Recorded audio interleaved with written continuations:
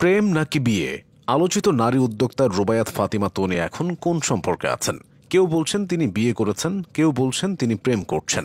স্বামী শাহাদাত প্রাণ হারানোর বছরখানেক যেতে না যেতেই তনির অন্য সম্পর্কে জড়ানো নিয়েও হচ্ছে আলোচনা সমালোচনা। সম্প্রতি রুবায়াত ফাতিমা তনিকে যুক্তরাজ্য প্রবাসী এক পুরুষের সাথে বেশ ঘনিষ্ঠ সময় কাটাতে দেখা যাচ্ছে।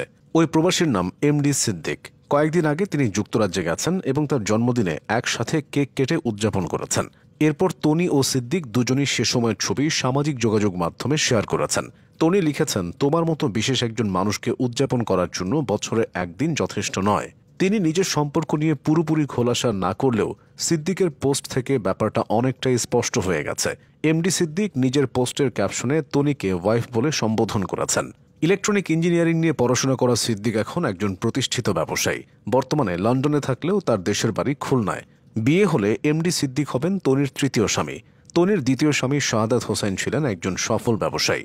প্রথম স্বামীর সঙ্গে বনিবনা না হওয়ায় বিচ্ছেদের পথে হাঁটেন তনি। এরপর ভালোবেসে বিয়ে করেন শাহাদাতকে। তনি ও তার স্বামীর মধ্যকার বয়সের ব্যবধান নিয়ে আলোচনা সমালোচনা ছিল তুঙ্গে। ফেসবুক লাইভে এসে নানারকম ট্রোলের মুখে পড়তে হয়েছিল এই নারী উদ্যোক্তাকে। তবে এসবের তোয়াক্কা তিনি করেননি। 2024 সালের শেষ দিকে গুরুতর অসুস্থ হন তনির দ্বিতীয় স্বামী শাহাদাত হোসাইন। অবস্থার অবনতি হলে ব্যাংকক নেওয়া হয় তাকে। সে খবর ফেসবুকে জানিয়ে তনি লিখেছিলেন, জীবনের সব থেকে কঠিন সময় পার করছে। আমি কোনোভাবেই তাকে হারাতে চাই না। একদিকে ব্যবসা, অন্যদিকে স্বামী লাইফ সাপোর্টে। তনির জন্য সময়টা তখন বেশ খারাপ গিয়েছিল। ব্যবসা সামলানোর পাশাপাশি প্রতি সপ্তাহে তাকে ব্যাংককে যেতে হতো। এছাড়া চিকিৎসার ব্যয় মেটানোর জন্যও তাকে সে সময় বেশ সংগ্রাম করতে হয়েছিল। তবে সব চেষ্টাকে ব্যর্থ করে 101 দিন লাইফ সাপোর্টে থাকার পর শেষ নিঃশ্বাস ত্যাগ করেন শাহাদাত। স্বামী মারা যাওয়ার পরও তনিকে নিয়ে অনেকে কটূক্তি করেছিল। মিশন সাকসেসফুল বলে তাকে ট্রোল করা হয়েছিল সামাজিক যোগাযোগ মাধ্যমে।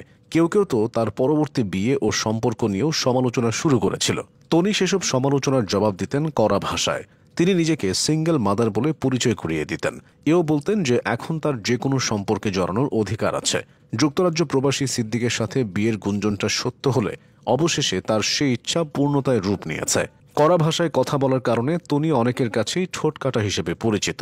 অনলাইনে পণ্য বিক্রির লাইভে অকথ্য ভাষা ব্যবহারের অভিযোগও রয়েছে তার বিরুদ্ধে।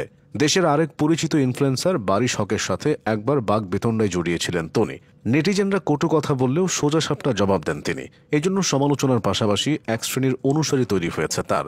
একজন উদ্যোক্তা হিসেবে তনির পরিচিতি বহু আগে থেকে। বর্তমানে ফ্যাশন হাউস সানভিজ বাই তনির স্বত্বাধিকারী তিনি। সারা দেশে তার 12টি শোরুম রয়েছে। অনলাইনেও বিক্রি করেন পোশাক এবং কসমেটিক্স। তবে বিভিন্ন সময় তার অনলাইন ব্যবসা নিয়েও সমালোচনা হয়েছে, উঠেছে প্রতারণার অভিযোগ। সানভিজ বাই তনি গুলিস্তানের ড্রেস পাকিস্তানের বলে বিক্রি করে 2024 সালে এমন একটি গুরুতর অভিযোগ এসেছিল। মূলত এই অভিযোগ ছিল একজন ভোক্তার।